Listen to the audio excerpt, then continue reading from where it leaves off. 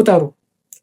የአፍሪካ ህብረት ፓስፖርት ተሰጥቷችሁ የፕሌን ቲኬት ሙሉ ወጪው መምጫና መሄጃ ከቨር ተደርጎላችሁ ለመኖሪያ ያክል የሚበቃችሁን ደሞዝ በየወሩ እየተሰጣችሁ ስልጠና እያገኛችሁ ከኢትዮጵያ ውጭ ባለ የአፍሪካ ሀገር ውስጥ ተመድባችሁ የአፍሪካ ህብረት ፕሮጀክት ላይ አሳይንድ ሁናችሁ ዓለም አቀፍ ኤክስፔሪየንስ የምታገኙበት ለ12 ወር የሚቆይ በጣም ብዙዎች የሚጠባበቁት ብዙዎች የሚሳተፉበት የአፍሪካን ዩኒየን ዩዝ ቮለንተር ኮርፕስ አፕሊኬሽን ክፍት ሆኗል። ይሄ ፕሮግራም እንግዲህ ከ2026 ጀምሮ እስከ 2027 በተመደባችሁበት የአፍሪካ ሀገር ውስጥ ለ12 ወር የሚቆይ ፕሮግራም ነው። ዋና ዓላማው ደግሞ እናንተ ያላችሁን እውቀት፣ ክህሎት፣ ትምህርት ለሌሎች የአፍሪካ እህት ወንድሞች ለማጋራት እንዲሁም ደግሞ እናንተም ከነሱ ለመማር ካላችሁበት ቦታ ራቅ ብላችሁ ሄዳችሁ ከሌላ ቦታ ጥሩ ተሞክሮችን ለመውሰድ ችግሮችን በደንብ መሬት ላይ ሆኖ ለመረዳት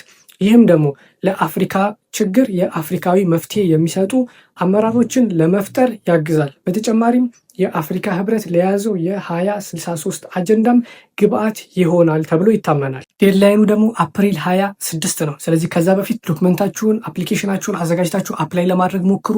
እኛ እዚህ ፕሮግራም ላይ የተሳተፉ ኢትዮጵያውያንን በቀጥታ ቴሌግራም ላይቭ ላይ ገስት አድርገን የምናቀርብ ይሆናል። ይህም ደግሞ ለእናንተ ለዲሲዥን ለመምረጥ እንዲሁም ደግሞ ምን አገኙ ምን ተማሩ የሚለውን ከነሱ መረጃ የምታገኙ ይሆናል። ስለዚህ መቼና እንዴት እንደሆነ ቴሌግራም ላይ ተከታተሉ፣ እዛ ላይ የምንለቅ ይሆናል። በተረፈ እዚህ ፕሮግራም ላይ ተጨማሪ መረጃዎችን ለማግኘት ኦፊሻል ሊንኩን ለማግኘት ደግሞ እንደተለመደው ባዮ ላይ ባለው የአሪፍ ጆብስ ቴሌግራም ቻናል ላይ ታገኙታላችሁ።